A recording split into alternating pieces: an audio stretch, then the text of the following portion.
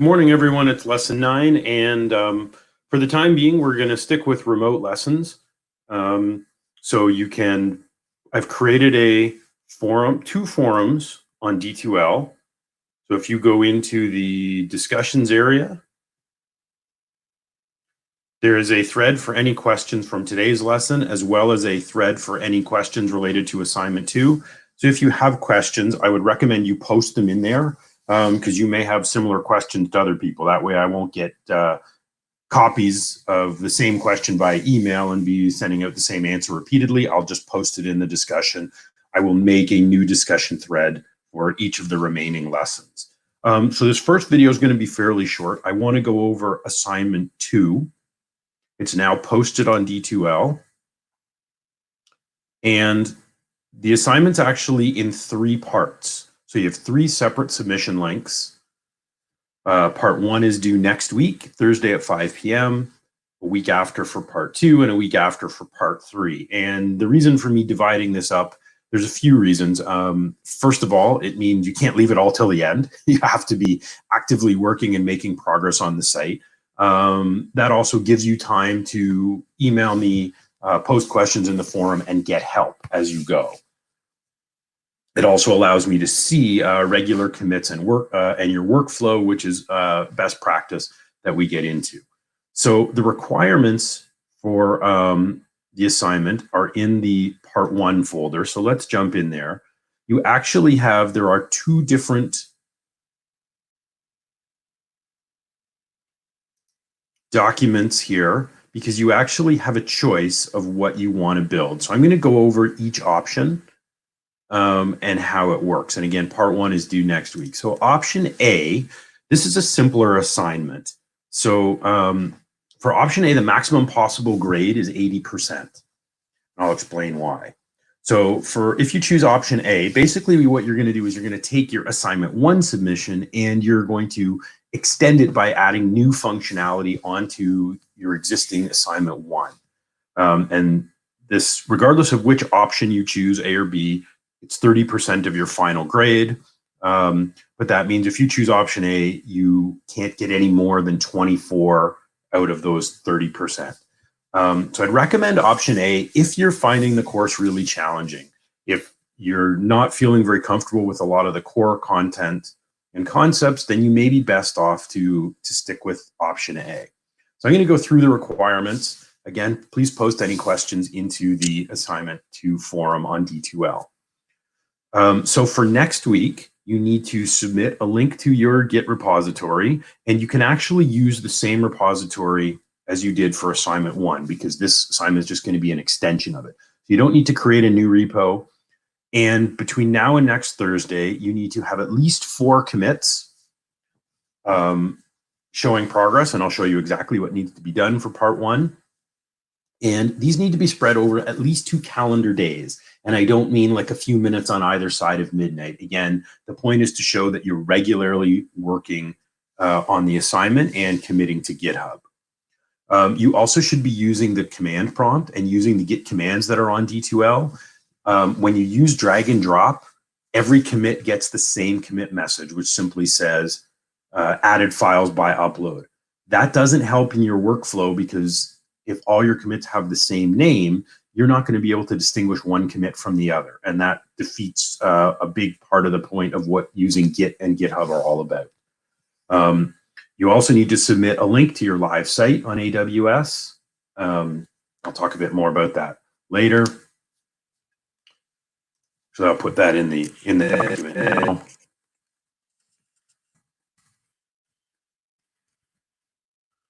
So we can use the LAMP computer studies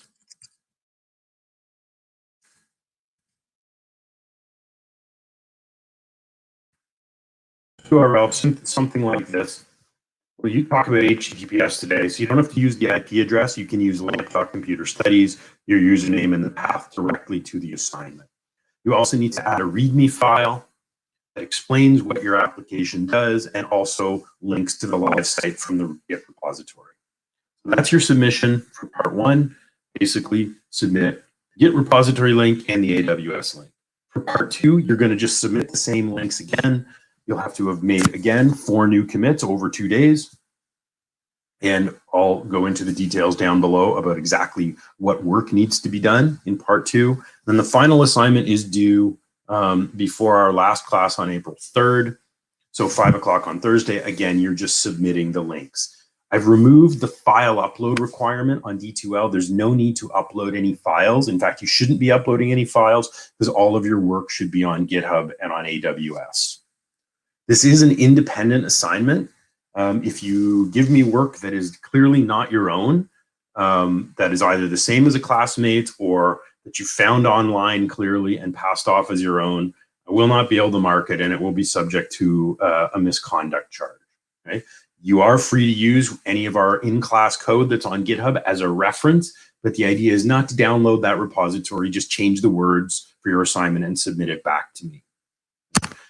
Submissions are also subject to a code review, so I may ask you to meet with me either in person or virtually and have you walk through and answer questions. This is in some ways to get you so that I can gauge your depth of understanding. If I suspect you've used work that isn't your own, that typically comes out in these meetings. So that is something you may be asked to do after submission. Lastly, please don't modify your repository or your AWS site after the final submission due date on Thursday, April the 2nd. I'm just updating the document and I'll re-upload this. May make a few changes as we go. I'll update D2L momentarily. So for part 1, here's what you have to do. Basically, in part 1, you built 3 pages. You built a form, you built a save page, and you built a list page that ran a query and created a table showing your data. Part 1 of assignment 2, you need a home page, like we did with the music library, that maybe has some static content on it explaining what your site is all about. You might even include a link to the source code to the Git repository on the home page. You need to create a shared footer, as we did in class last week. All pages should have that shared footer. It should have a navigation bar with links to the home page, as well as the page that displays your list of data. And then on that page that displays your list of data, you need to add a link to create a new record, as well as enabling delete and edit functionality as you did for Lab 2. And delete should have a JavaScript confirmation. You can use the same JavaScript that we wrote in class for this. You also need to hide, add, edit, and delete links unless the user is logged in. So an anonymous user can read the data from your database, but they cannot make any changes to it.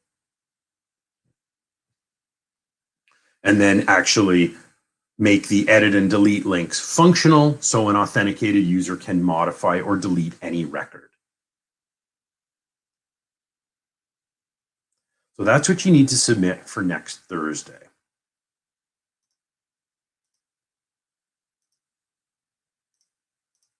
For part 2, you'll need to do the authentication piece. So you'll have register, log in, and log out pages. You'll also, just going to move this down for a minute.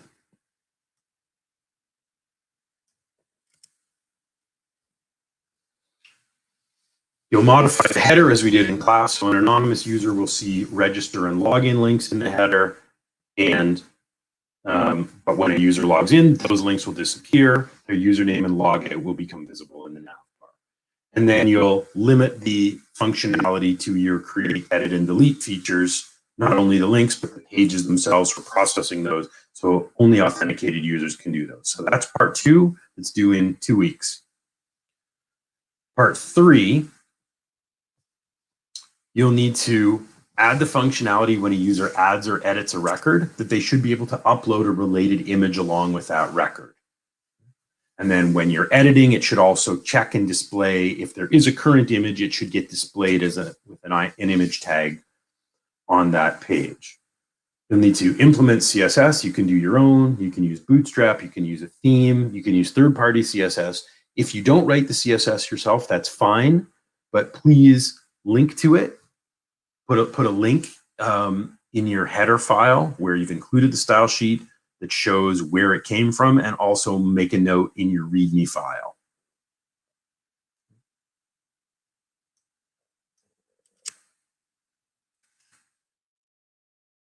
And you will need to implement proper error handling.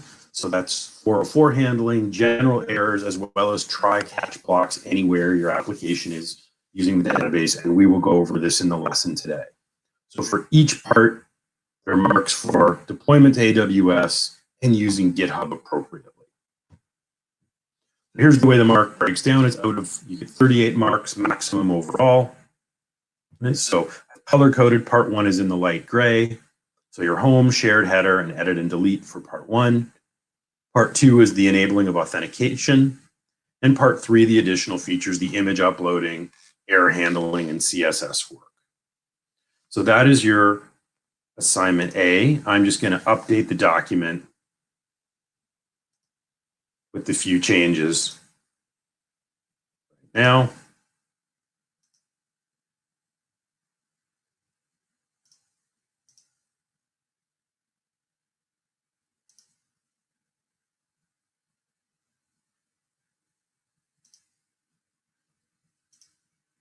And then I'll go over assignment B.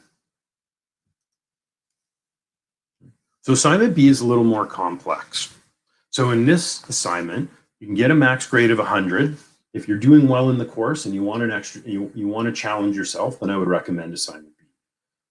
In assignment option B, in option B, what you're building is a full content management system. So basically, you're building your own custom kind of light version of a content management system like WordPress or Joomla. So your requirements are quite different. In terms of your submission, for this one, you will need a new repository as opposed to just piggybacking on top of your assignment 1 repository, because it's an entirely separate project. So for next week, create a new repository and add me so that I have access. And again, make sure you've made a minimum of 4 descriptively named commits over 2 different calendar days, and use the git commands. Do not use the direct drag and drop or browse and upload.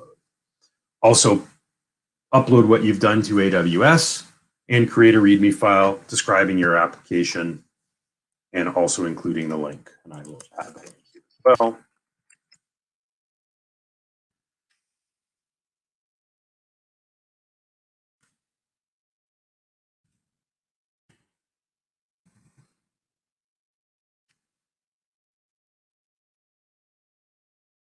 You'll submit the same links over again for part 2 and part 3. And again, you've removed the file upload requirement from D2L. So you just have to paste the links. You'll just have a comment box, and that's all you need to submit. Again, same rules apply in terms of requirements around doing your own work and submitting your own work, subject to review. So in effect, you're building a website builder. So the idea of a content management system is we can build a website for a client who has no technical knowledge and allow them to manage their own content. So every time they want to add a new page, change content, rather than calling us to make the change for them, we've built a simple system where they can make those changes themselves, even without knowing how to code in HTML or PHP. So if you want to see a sample, I've built a sample solution of what your content management system might look like. The sample is a couple years old, but their basic requirements are the same. So I'm not going to play the video here. It's about 5 or 6 minutes. And there's basically 2 sides to the website. There's the public facing side that any visitor to the website can see. And then there's an administrative control panel where users, the site owner, would manage the content. And I've kind of walked through both interfaces in that video. So for part 1, you need to start to create the site control panel. So you need to build a register page so people can sign up. Passwords should be hashed, inputs should be properly validated. You should be checking that we don't have duplicate email, duplicate users, and we should have functioning login and logout. So that's what needs to be done for next Thursday at 5 p.m.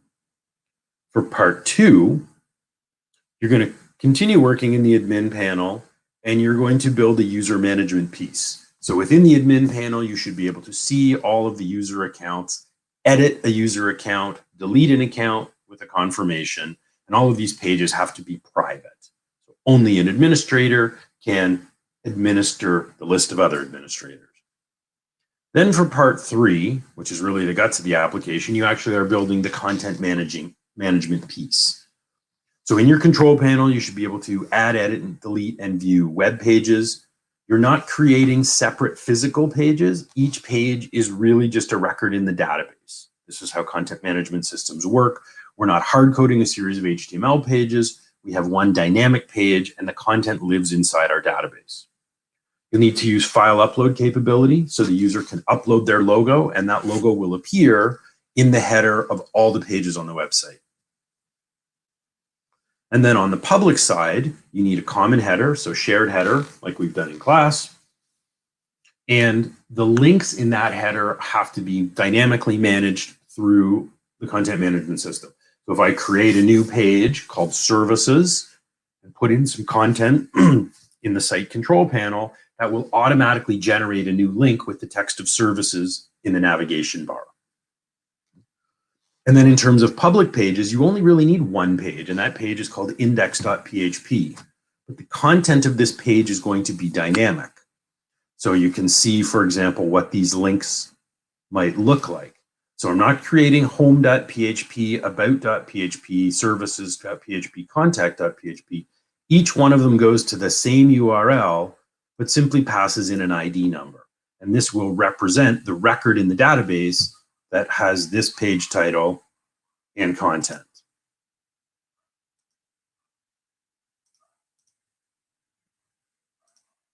Just checking my stream in case there are any comments. I do see them live here if you're making comments during the stream.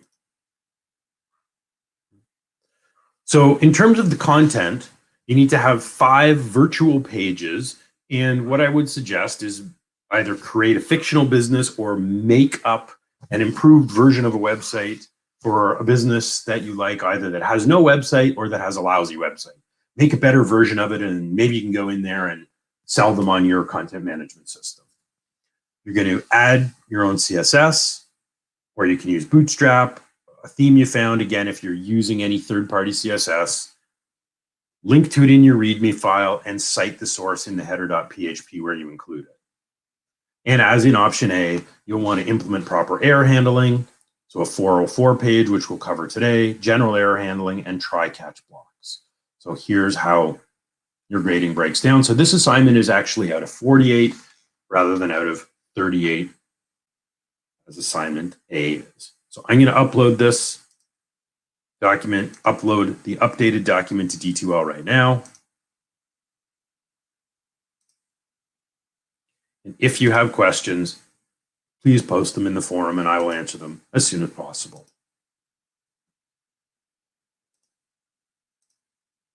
One last item on these assignments. Unfortunately, you're not going to be able to change from one assignment to the other.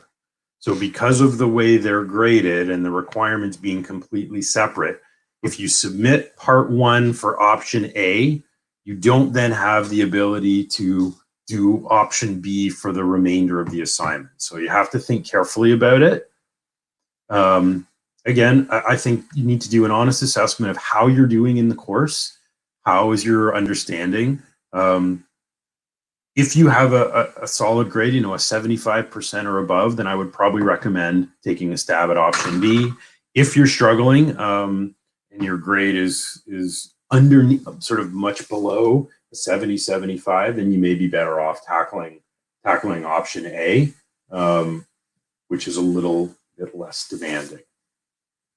So I'm going to stop this video and we'll be back shortly. We're going to do, so part 2, we're going to do a little more, add a little more, few other pieces to our authentication. And then on part 3 of our video, we're going to look at, should be fairly short and simple. We're going to look at some basic error handling techniques with PHP. And just a reminder, your quiz is online now. It will be available until midnight tonight. There is no password and you are free to do the quiz at home. You can find it in the lesson 9 folder. It is the week 8 review quiz.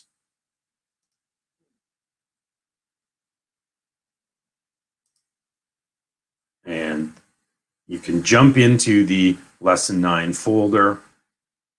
Your quiz is now open, and we'll be back with our next video to carry on with a few more security resources.